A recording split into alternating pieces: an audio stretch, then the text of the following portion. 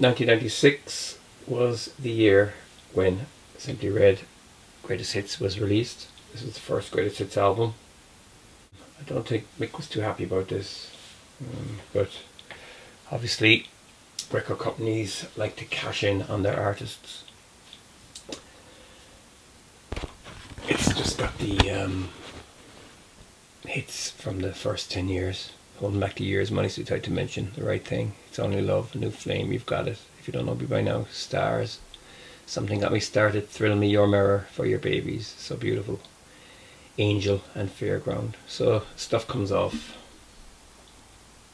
5 albums, the first 5, and then Angel is a new track. Nothing too exciting here to write home about. People would have already had all these tracks, and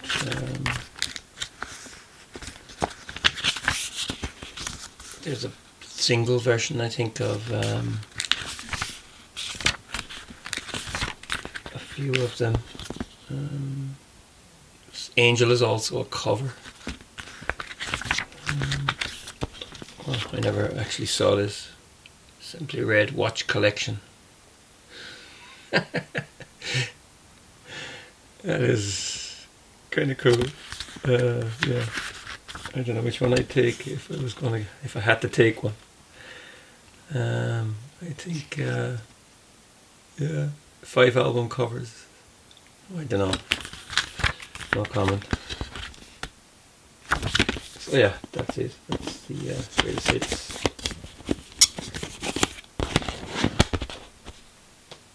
1998, Blue was released. I had stopped buying Simply Red by now, and I think I borrowed a CD off somebody at the time. I can't remember. I still have it. Never gave it back to them. The production and stuff, it's very late 90s. There's covers on it like Mill on My Mind, Blue, Say You Love Me, To Be Free, Dear That I Breathe. But the songs are kind of saccharine sweet. Yeah, Mill on My Mind, it's not too bad. It's a Neil Young cover. The Air That I Breathe is the Hollies. There's some original stuff here as well. But produced by AGM, and that's Andy Wright, Gota, Yashiki, who's the drummer, and Nick Hucknall. So it's Warner Brothers, but what was the company they formed? Yeah, it's one I could easily live without. I don't really listen to it that much. Yeah, there's actually more. The Air That I Breathe was written by Albert Hamill and Lee Hazelwood, I think. And there's a reprise as well. Then you got Night Nurse, Gregory Isaacs. There's actually more original stuff on it than I thought. Come Get Me Angel. It's rewritten by Mick. It's very hard to see the writing here. Written by Carl Franklin or something. Ghetto Girl, Denise Brown. Yeah, so there's a handful of covers. This is all mix. Like I said, not a remarkable album. Kind of a bit boring. The production is, I think everything sounded like that back then, you know. Drum machines and Love and the Russian Winter. I completely bypassed this when it came out. I remember seeing it in the shops at the time. It's more of an electronic feel to it, but it's not too bad. I find the songs on this album, there's not an awful lot of hooks in them. Not a lot of hooks, singing, you know, it's just a bit linear. But Sky's a Gypsy, that's a cool track. Spirit of Life is on it. Men Made the Gun, I like that one as well. But one thing I will say, I only bought this album last month. It cost me €2, I think. The artwork is absolutely fantastic. Really cool if you like trains, I guess. Yeah, I love the artwork.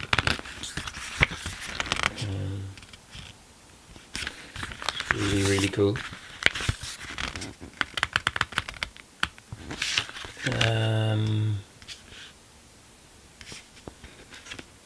Yeah, they're called digital virtual environments and photographic treatments. Yeah, that's so cool. Yeah, it's like I said, it's I haven't really listened to it enough, like, but it's still, it kind of slides by without kind of, it doesn't really engage as much as I'd like it. Simplified, and this is from 2003. Now this is new simplified recordings of Simply Red classics. So yeah, it's not bad. Stuff is a little bit softer, I guess, you know, strings and stuff like that. Perfect Love, that's a new track here. Something Got Me Started, Holding Back the Years. More, I think that's one of his best tracks, kind of a reggae track. I love the intro. He even speaks it here as well. It's from A New Flame originally, and he says, "We used to meet from time to time up in the mountain," and then boom, song starts. But it's seductive. It's got a nice kind of Sly and Robbie style bass line and rhythm on it. It's really nice. A Song for You, Your Mirror. It's another good track. Yeah, Fairground. That's a good track. You're Perfect. Yeah. My Perfect Love. Smile, Sad Old Red. It's one of my favourites. I'd love to have heard Frank Sinatra singing that.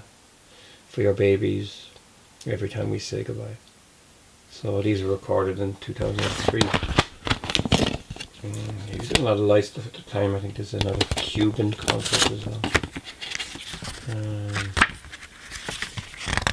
This is just a blast through the back catalogue. Recorded slightly differently. Again, I think the originals are always better. They're more vibrant, but this isn't bad. It's a nice snapshot, nice souvenir. Next up is Home. That's also from 2003. Again, another album that kind of glides by. Doesn't really bring you in.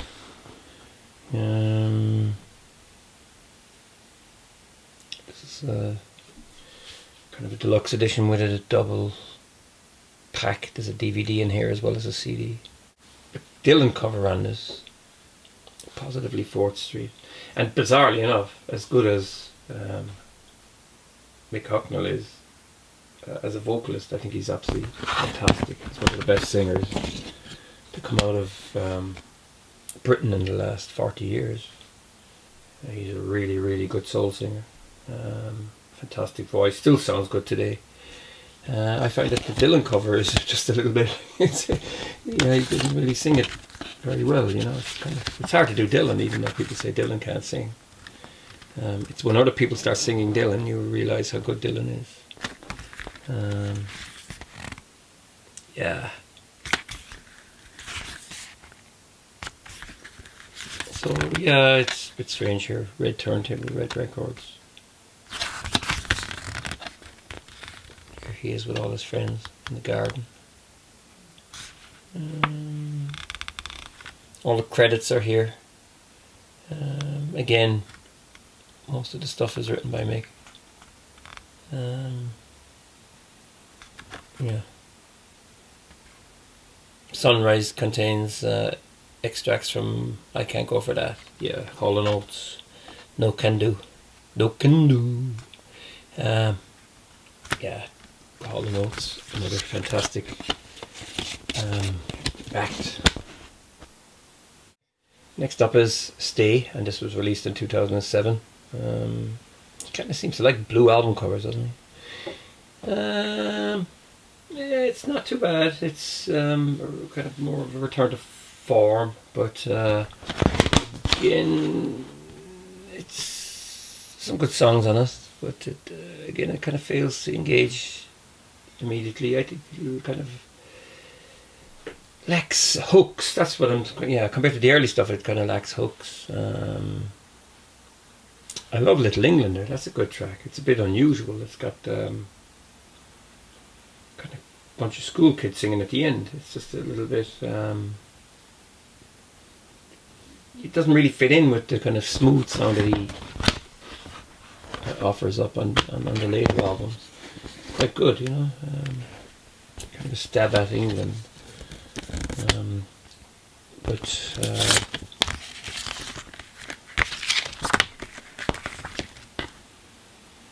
again, most of the stuff is written by Mick himself. But it's not bad, But like I said, it doesn't pull you in as much. By now, there's some more Greatest Hits albums as well, and like I said, lots of live stuff. But I give them a miss. And finally, Big Love.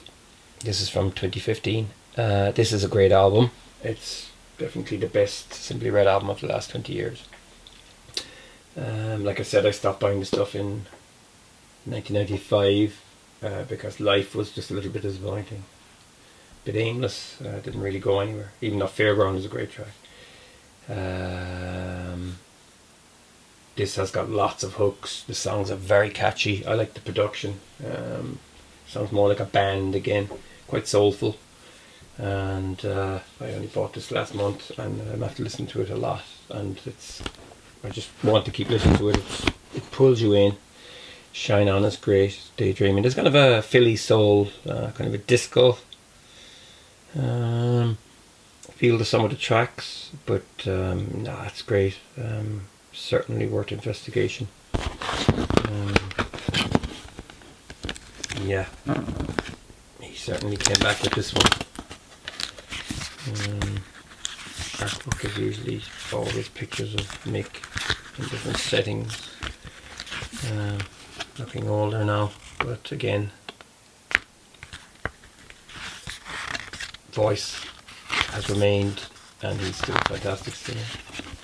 So it's exciting to kind of go back and follow up on a band that I was big into. For me, Simply Red, in the 80s and into the early 90s, I'd buy the stuff and I'd listen to him a lot. I think he's a great singer, and the music is catchy and there's good hooks and great playing on the album. So that's it. It's Simply Red updated to 2015. I know there is one more studio album after this, but this is where I cut off for now. So thanks for watching. Feel free to subscribe and take care.